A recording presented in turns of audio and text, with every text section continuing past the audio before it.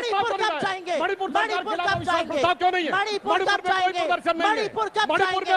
मणिपुर कब क्यों नहीं है? मणिपुर कब जाएंगे? मणिपुर कब जाएंगे? चलिए, thank you so much, thank you so much आप दोनों का हमारे साथ जुड़ने के लिए। बहुत सुप्रिया जी, आज की डेबिट बहुत ही मजेदार होने वाली है दोस्तों। और सुप्रिया ने सुधांशु की बोलती ही बंद कर दी और मोदी की सारी ही पोल खोल दी। इस डेबिट को आप फुल वॉच करना, आपको बहुत ही मजा आएगा।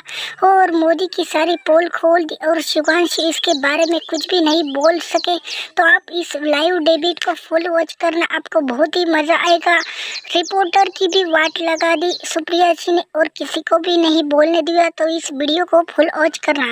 एक शब्द दिखा दीजिए जो मोदी जी कहते हैं। आज यहाँ से मंच से जाऊंगी और कभी ऐसे मंच पर नहीं आऊंगी अगर एक भी बात जो मोदी जी कहते हैं वो दिखा दीजिए। तो दिक्कत की बात यह है कि नरेंद्र मोदी इस देश के प्रधानमंत्री हैं। वो लगातार झूठ बोलते हैं। उनके झूठ को बेचारे कुछ लोग फैक्ट चेक करते हैं, large sections of the media fact check भी नहीं करता है। वही बात नीचे तक चलती है। कोई तो खड़ा होकर पूछे कि कहां से आपने ये 15% की बात करी, कहां से आपने मंगलसूत्र की बात करी।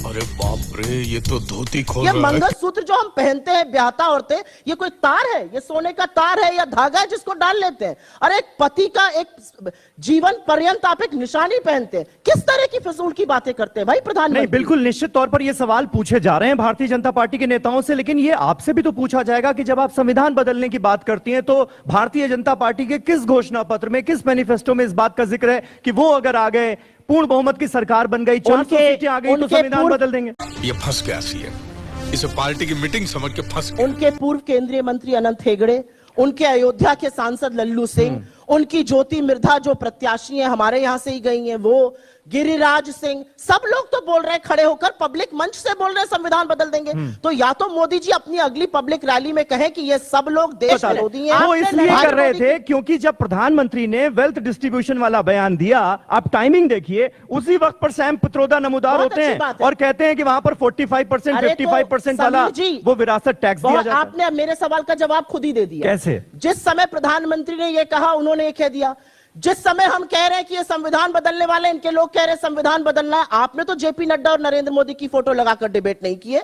आपने तो नहीं बोला कि लल्लू सिंह आपके सांसद ने कैसे कहा, आपने तो नहीं बोला अनंत हेगड़े ने कैसे कहा, आपने तो नहीं बोला। चलिए, यही इसी सवाल से इधर उधर की बात न कर, ये बता कि कारवा क्यों लुटा। 20 करोड़ रोजगार देना था, 15 लाख सबके अकाउंट में डालना था, किसान की आय दुगनी करनी थी, 100 स्मार्ट सिटी बनानी थी, पेट्रोल डीजल का दाम 35 पर लाना था, रुपया डॉलर एक कराना था, उस कंपनी तक से चंदा लिया। आप क्या बात कर था? सुधांशु जी, हम प्याला हम निवाला की बात कर रहे थे।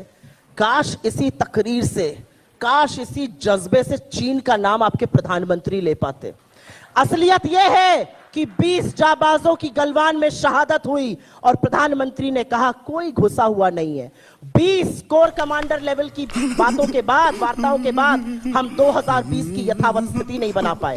हम चीन से $200 बिलियन का ट्रेड कर रहे हैं, लोगों की आंख में धूल झोंक रहे हैं टिकटॉक बैन करके। अरे असलियत यह है कि चीन आपके घर में घुसा हुआ है। सारा का सारा लद्दाख सड़कों पर है, वहां पर लोग आमरण अनशन कर रहे हैं। आप वहां जाने की भी जरूरत नहीं समझते हैं। कश्मीर की बात करते हैं, चुनाव नहीं लड़ पा रहे, नंगा करके नहला रहा। सीटों पर उम्मीदवार नहीं उतार पाए। अरे इतना बढ़िया था तो कश्मीर में चुनाव लड़के दिखाते ना, काहे भाग गए?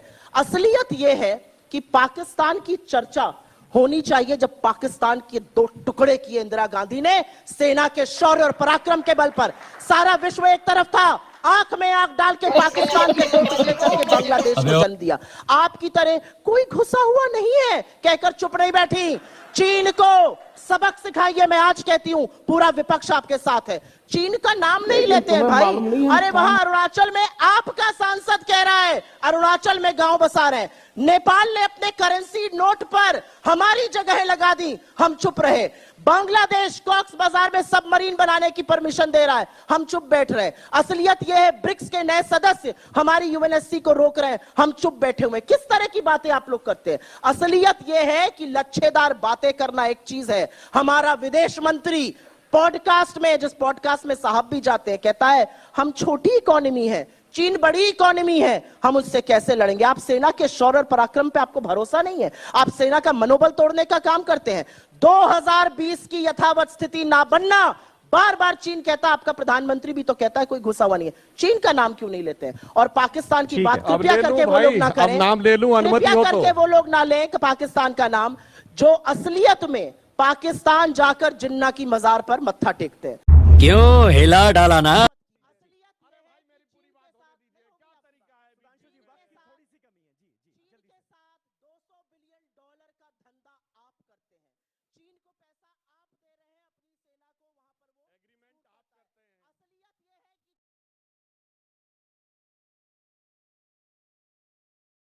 तो दोस्तों, सुप्रिया जी ने जो भी बातें कही, आपको क्या लगता है कि मोदी जी ऐसे ही है? तो आप हमें कमेंट करके बताइए और वीडियो को लाइक और चैनल को सब्सक्राइब करके जाइए, जिससे कि आपको ऐसे ही वीडियो रोजाना मिलते रहे।